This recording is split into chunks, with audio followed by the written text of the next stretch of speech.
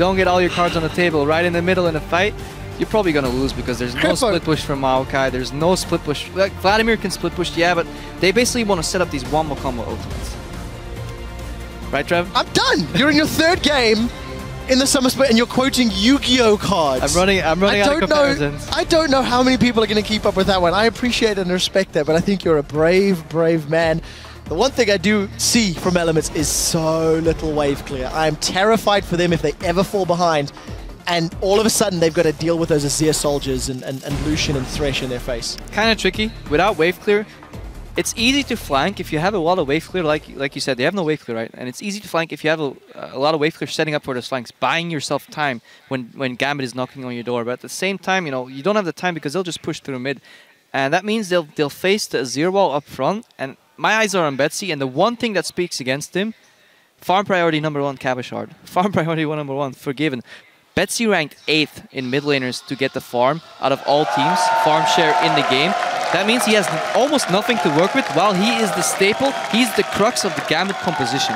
Well, we will find out if he's going to make that one work. We're loading up onto the door for the third time in the Summer Split. Gambit in the blue trunks, Elements in the red trunks. Two teams that, truthfully, I have no idea how to evaluate their effective strengths coming into the split. If different play styles as well. If Elements gets pushed on all 3 lanes, this can get ugly really quickly, because out of all junglers that like invading, Diamond Prox is definitely one of them, you know, and with a slippery Eve, not knowing where she is and having the possibility of her being in your jungle in addition to playing a weak early clearing jungler like Sejuani that goes pretty low on the clears, could prove very, very dangerous.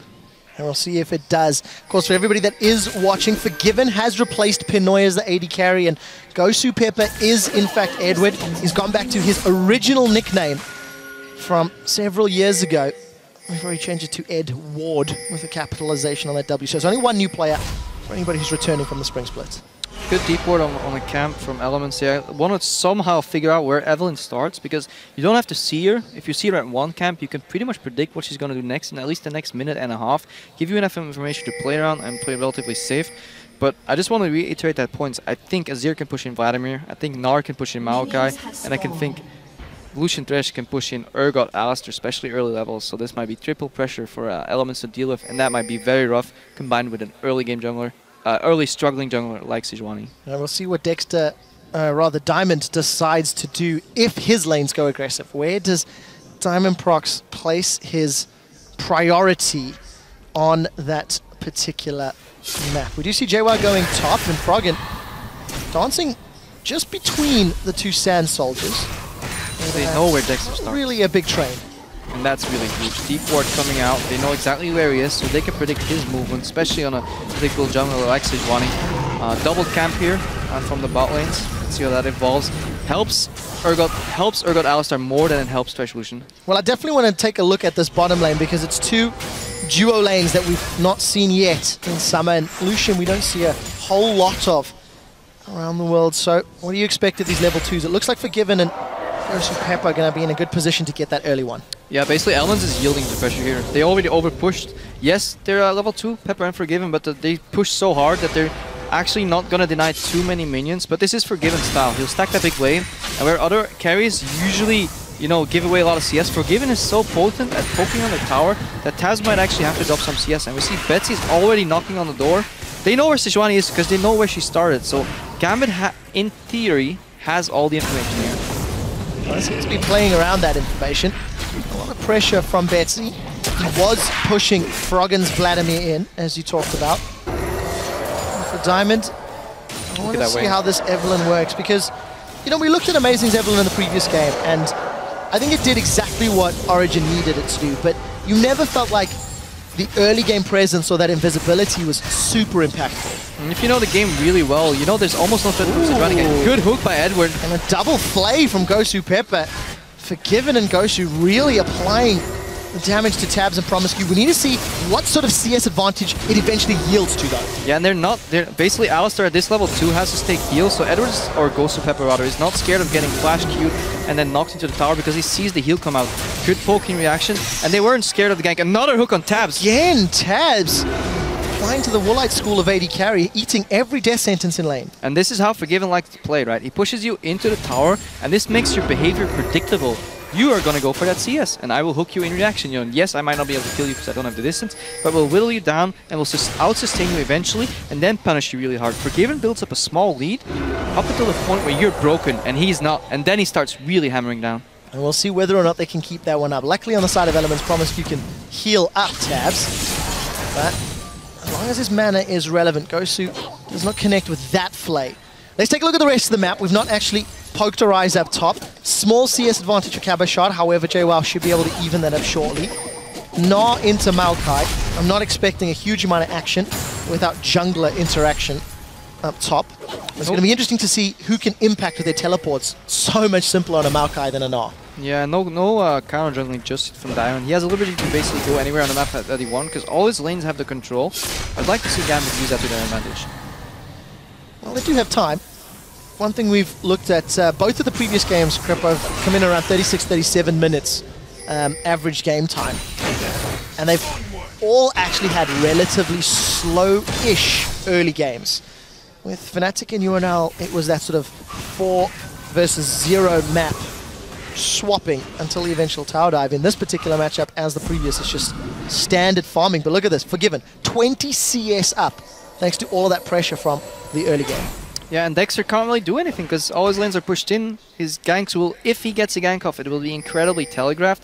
Diamond's finally moving into the jungle, getting some more information on Elements. And while the goal is even, if you're watching online right here, the biggest problem and what you don't see is the pressure meter and how that's affecting the game. All these towers are getting chipped away at, you know, and that will result in a swing maybe 5 minutes, maybe 10 minutes from now, and all the towers from Gambit are 100% HP because nobody's been even close. I think half the Elements members haven't even seen the towers. Well, I like the idea of the pressure meter. I think I'm going to be revisiting this one with you in games to come, Crepo. And we'll see if the pressure is going to cause Elements to break. Because again, remember, it's only Froggen that's come back from the spring split. Promise you, this is his first game on stage. And for the, Dexter and Tabs, these are returning guys to the setup. Tabs already under a lot of pressure. Now, a little niche thing you can do here is push in his wave, 55 CS, base for BF sword, and force Urgot to stick on like a longsword tier and maybe another longsword. Really big disparity, but to do that, you relinquish your pressure. So Forgiven might want to do the same thing. Urgot scales pretty awkwardly, like early. You want to kind of deny his tier at the same time. So I think Forgiven will go for the BF pickaxe timing, force a really late tier on Urgot, and then Urgot won't be able to trade either, you know. But Elements is all about this level 6 fight. You know, they want to get level 6 and group up for an objective, but if Gambit prevents them from grouping, they're going to have a rough time. I want to keep my eye on Diamond Prox as well, how he decides to itemize this Evelyn. He was such a big fan of the Warrior Enchant in the spring split when many people were not using it, moving away. And, traditionally we've seen Warrior Enchant and Evelyn, but Amtome, maybe we'll see something different. Only 300 gold ahead here though. Like, look at the lanes. Froggen's farming really well in that mid lane. Wild push.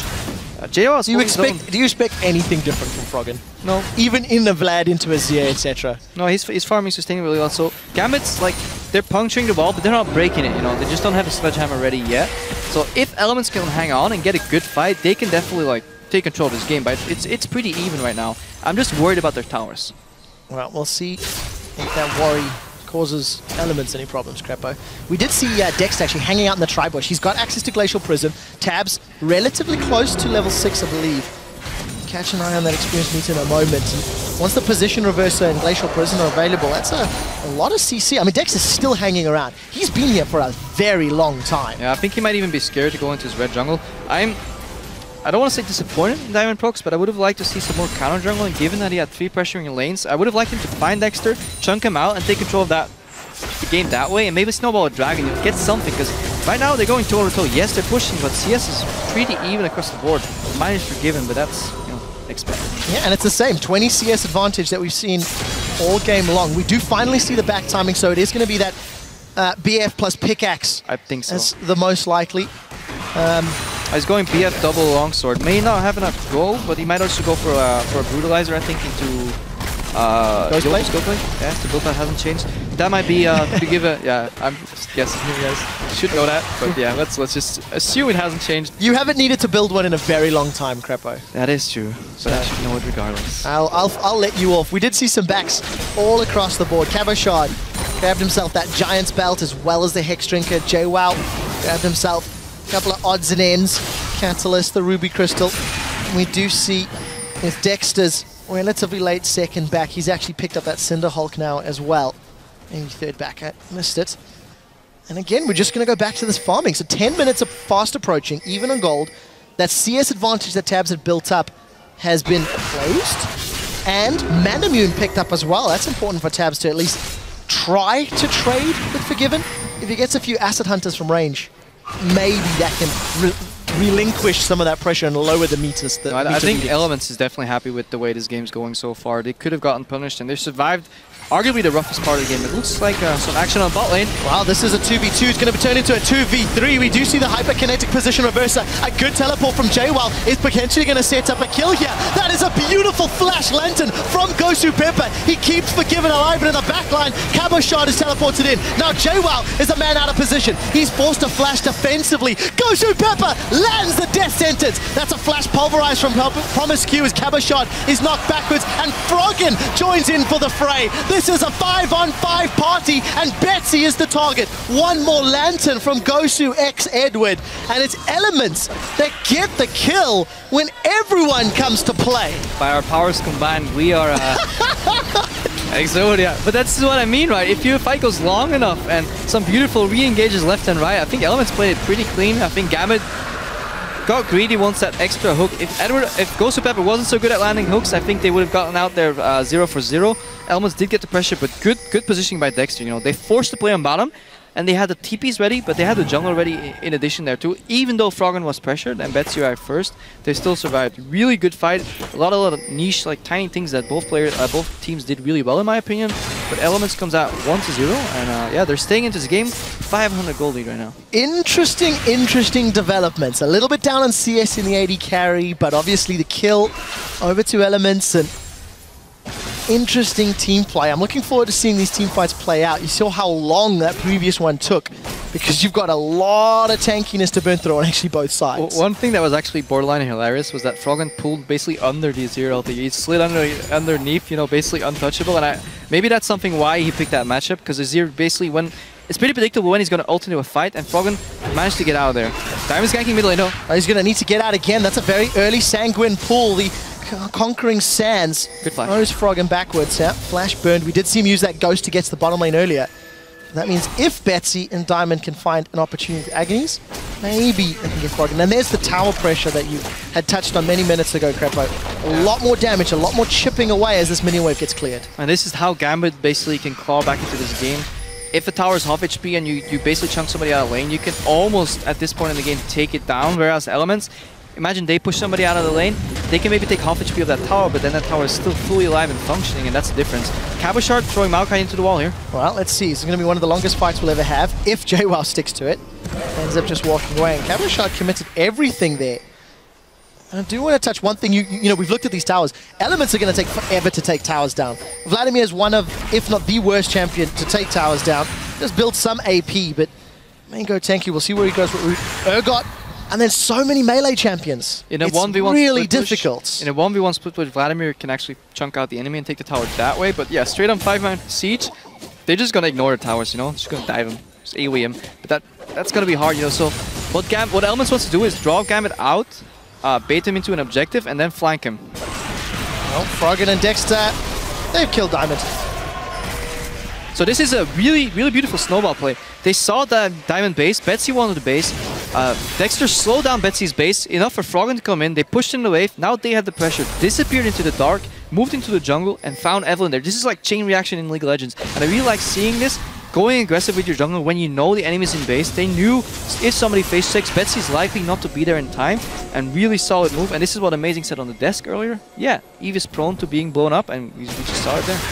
Well played by Elements, planning a few steps ahead. As we do see the first tower falls, and surprise, surprise, it is Forgiven securing yet another first tower of the game. Promiscu has roamed up to aid the low hit points Froggen. But we do see that Diamond is coming up to reply. So, Crepo, teleports are not available yet for either of these top laners, and we're starting to see some shuffling around the map. Yeah, very crucial point. They push him bot wave. Tabs is busy dealing with that. Alistair has shown all the information in the map for Gambit. Where are they going to go? Are they going to take another tower? Because that will snowball a third tower pretty immediately right after. So this is a very crucial moment of the game right now. And the decision seems to be middle. Gosu-Pepper's moving that way. Pickaxe and Brutalizer completed for Forgiven. Brutalizer picked up for Tabs as well. And you can see Tabs making his way towards the mid lane. He wants to farm, wants to go mid. The decision, I mean, there's wards in Gambit's jungle, but they've only just seen Gosu-Pepper. Yeah, they know what's coming, but sometimes you just can't stop it. You know, Tabs is like, do I drop this wave? Do you need me mid? And they're like, yeah, well, I don't think we can hold it anyways. We don't want to lose that farm on bottom. This is Gambit snowballing that third pressure I said earlier. Yeah, maybe not 5 minutes from now, but 10 minutes from now at the 14-minute mark. They take down a second tower. Azir just replaces that with one of his own. Now they can rotate into the topside red jungle and start working on the top tower, or send somebody bot to pick up that farm that Tabs actually pushed in too slow. You know, you said it earlier. got no wave clear, very predictable wave management, and basically Gambit playing, you know, a farm style now. Wow, 15 minutes. We've got 2 kills on the board. Gonna keep going back to those graphs we showed at the, we like our the top of the day. Spellsy did a lot of work, guys. The one thing I do want to highlight, though, the gold is very, very even for both Gambit and Elements. And we'll carry on with the story in a moment because Cabochard, no Mega Knot, and there is a little bit of toys to play with. Promiscu in a Tribush. You see Dexter hiding in the top lane.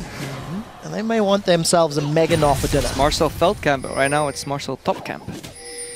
Trevor. Blue team's turret has been destroyed. Trevor, hello? I was deciding whether or not you deserve to carry on with that one. All right, Gosu's moved up. It's now a 3v2, but Mega Knot is charging. Knot's no longer tired. And we'll go back to a little bit of story time as the engage is going to get thwarted by the hop. Despite Forgiven not being an SK, early tower pressure, rotating 1, 2, and 3, and then potentially setting up for a 1-3-1. That was the eloquence of SK Gaming in Spring Split. Forgiven has changed teams, and he's imposed that similar play style. Oh yeah, Forgiven will not play your style. You will play Forgiven style. Well, but he's so good at it. It got them to the playoffs, and then unfortunately some misplays against Unicorns of Love cost them a position in the finals. But the question is then, Elements, let's assume they predicted the draft. They knew the Azir is coming. They got their hands on Sejuani. They got Vladimir, which has done well against the Emperor's Divide. Do Elements also have a gameplay plan against the Forgiven component? I don't like Betsy dropping this mid tower here. Gambit almost had a 3-for-0 tower change. Elements is grouping on a mid lane. This could be a dive. Well, we're about to find out. 2v4 in favor of Elements. And we do see the 3 members of Gambit. They continue to push top with all of the attack damage and speed that Forgiven has to play with. He unfortunately doesn't have the minions to back him up though. Yeah, 3-man in top lane. Dragon comes up though, so if this works for a trade, it's okay for Gambit. If Gambit does not get a tier 2, they're actually in trouble because then they made a positional misplay. There's no one here to contest. Let's take a look at that top lane tower. They've run out of minions. Gosu-Pepper and Diamond not going to tank that one out. Not a lot of combined armor between them. However, Betsy and Cabochard now. So let's see whether or not this flank works out in favor of Elements. Crepo, TLDR, the positional dancing and costs. Elements obviously coming out a little bit ahead in some places, but they may lose top now. Yeah, really good rotational play from Gambit here, you know, from mid to top, and now they're going on JWoww. Well, JWoww's caught out, the Nars available, Nars him into the turret. We saw a flash on the bottom, now tower is secured. JWoww gets taken away. Diamond is going to flash away, continues to survive, summon a heal. From Forgiven keeps him out, but it's JWoww that gets the kill. We do see Dexter securing one as now Froggen continues to chase with Hemoplague. The pop plus the pop manages to secure it, and it's just kill after kill after kill. Gambit overstay their welcome. Dexter gets 2, Froggen gets another. Cabochard! So Gambit with he tried his best. The objective slow methodical play, and Elements with the C hero, kill hero, kind of role reversal from season 2 back in the day. But it seems to be working, and you see, you know, once Elements has their grasp on a team fight, 5v5, they absolutely destroy it. You know, Vladimir jumping on Forgiven, there is nothing a short range AD carry can do. You know, Edward immediately, or Gosu-Pepper, immediately exhausted Froggen. That exhaust ran off by the time Hemoplague popped almost. You know, Forgiven had to flash out of the fight. Basically, they just got aced 5-for-0, 5-for-1, and Elements in a 5v5 is looking strong. Gambit has to avoid this. This is such an interesting dynamic. 7 kills, 2 dragons, and only 1,000 gold up because Elements have given up 4 of their towers. They're also down 40 CS in the AD carry, 20 top, and Diamond eats a whole lot of damage from those Acid Hunters. But you kind of think the lead should be bigger for Elements, but they've given up a lot of their map. No, I think it actually tells the story of the game perfectly here, and I think Gambit greeded a little bit for that tier 2. They could have played the positions a little better. I think Betsy backed out of mid lane a little earlier, so they could have slowed down the bleeding and done more damage themselves.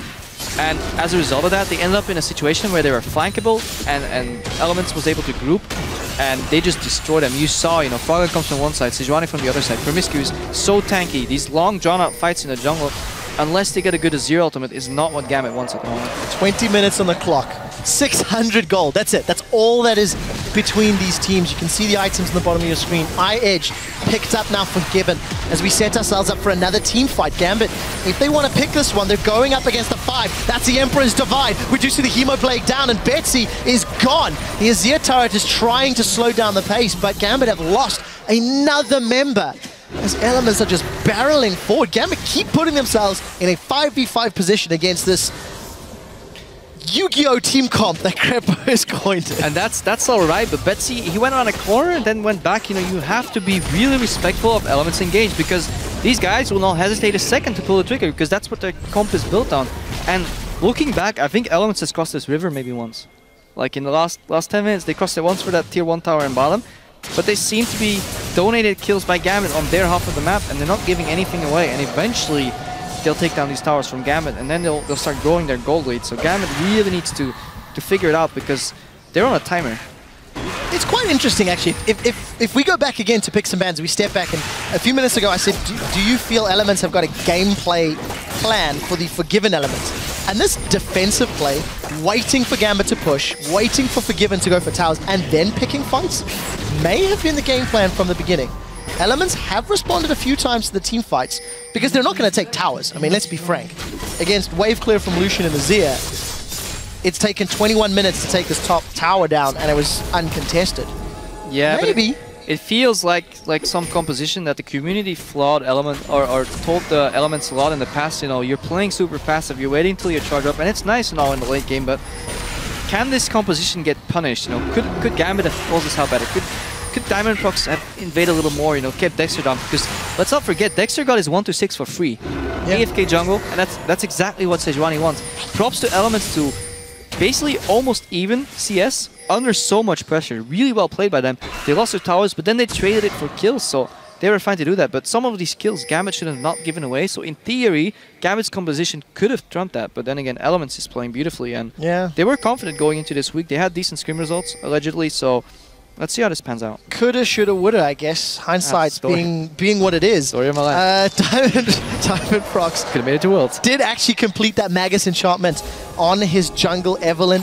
Quite a detour from what we've been seeing, and this time around Ghosty Pepper unable to connect onto Tabs. Tabs 55 CS behind. But look at that ring of vision that Elements has set up towards that top inner turret.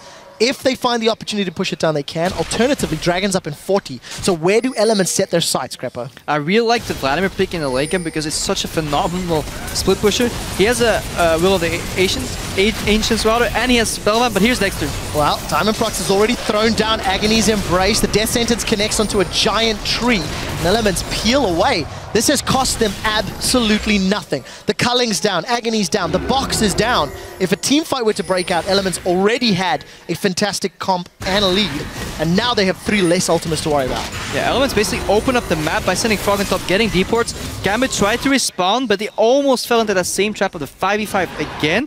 Now Jawa is going bottom to fix that wave. This is a moment where Gambit can breathe. Top lane is pushing out, bot lane is being dealt with by Elements, so this is where they have to strike. Either push him and get tier 2 or force a fight, but there's always the risk of a TP flank. Well, TP is available for JWoww. And it does look like the fight is going to be happening. Gambit, 5-member setup. Dexter's been caught out. Diamond Proc sinks the fangs in. Froggen actually flashes forward for this one. 2 exhausts back and forth as Froggen is gone. Froggen gets him with the Hemoplague. The Gnar knocks Elements against the wall. It's a trade 1-for-1. Hyperkinetic position reverser holds Betsy in place, and Betsy is down as Dexter goes unstoppable at 5-0-3. They've traded 1 for 2, but it's not over yet. Elements have got wards towards the top lane. They've got Dragon to peel back to. What can Elements take with the numbers advantage? Really good read by both teams. You know, Elements, if they were going to defend that tier 2 from the same choke point, then you lose against an Azir. If you come from 2 sides, they can only stop the bleeding on 1. They engaged on Dexter. He went over the wall, but then threw his ulti backwards, aided Froggen, Promiscu with a flash combo on Forgiven. Forgiven auto-attack maybe twice at 5, immediately dropped. And then, again, 5v5 situation. Elements comes out on top. And they do manage to secure their... Well, not yet. Let's see. Cabochard going to try steal. Basically is going to be safe. We're a little ahead of myself there. 3rd Dragon of the game at 24 minutes. Okay, here's the fight. They engage on one of the flanks. This is what you always have to do if you get flanked. Go on one side, ulti another, but Promiscu flashes over the Azir. Double combo on Edward, on Forgiven. Nobody can say Forgiven. JWoww flanks with his TP. Really beautiful play by Elements. Now Dexter, he went over the wall. He's chasing. He's like, guys, I'm still here. I'm coming. Fight's already over. They take down Betsy. He's not strong enough, and Elements in just a good position in this game. They've made it to the late game. They could bait Baron, unless Gambit sneaks it right now. Well, Gambit have started this one. Elements are a little late to respond. 5,000 HP, it's below half. 50, Dexter's 50. nearby. Flash and Smite are available. Down to 1,700. Baron's on the back line. It's stolen by Elements. Dexter manages to do it in his opening LCS game. Tabs manages to shut down Diamond and position versus Betsy back into the middle of the squad as Promiscu boots Goshu Pepper away. The prison locks up Forgiven and sends him back to the fountain. A triple kill for Tabs, a Baron steal for Dexter, and Elements have completely taken control of the game. This may look bad from Gambit. Honestly, I think it was one of the better plays they could do if they did not go for that Baron right now, and Elements was a little slower to react. They could have gotten the Baron, stayed in the game. Otherwise, Elements would have pushed them out. 5-man grouped, baited the Baron, and the game would likely be over. So good read from Gambit to do that. However, 50-50 smite. Dexter, beautiful smite. I think he smited after Diamond Proc sent out his, but regardless, I think they would have lost the fight anyways. You know, they used the Azir ulti to disengage. Dexter was in the pit. The wombo combo comes out again, and then, you know, Gambit just can't handle with that, and they're not strong enough to 1-3-1 anymore. And the follow 1-3-1 was something we saw in SK2. Oh, the invisible Elements kill the invisible Diamond. He almost made it to that lantern. See, hero kill hero. Well, Elements 14-1. The outer turret in the bottom lane is still standing. There is, what, 8,000 gold lead, but there's only 2 turrets secured here for Elements. That's from top and middle. Because their champions are so bad at taking towers down. And Tabs loves it when a plan comes together. He takes his revenge at the 27-minute mark. They take down the bottom tier 1 tower. Eventually, they get it, you know. Patience, nice and steady. Hashtag worth is definitely the case. Elements have, you know, they ran a little bit of a gamble in this comp. No wave clear, requiring scaling, needing time, but they got it.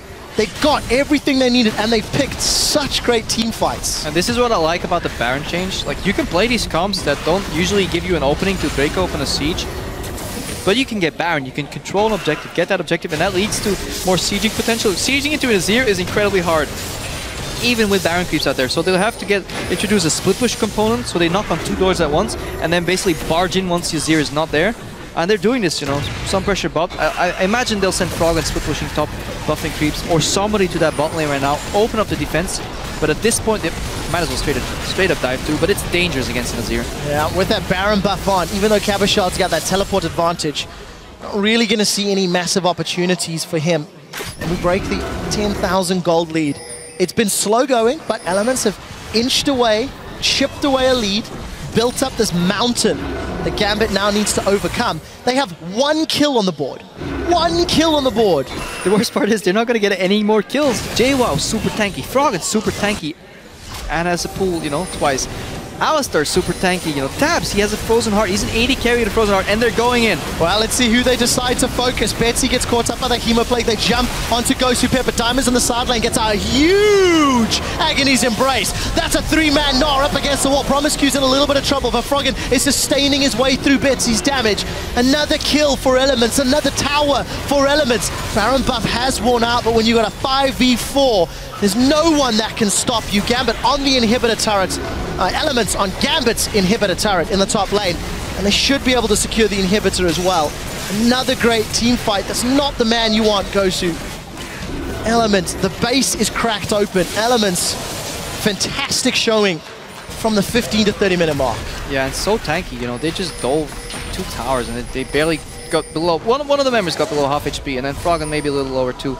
And just shows, you know, the strength of the composition from Elements here in the lake. We'll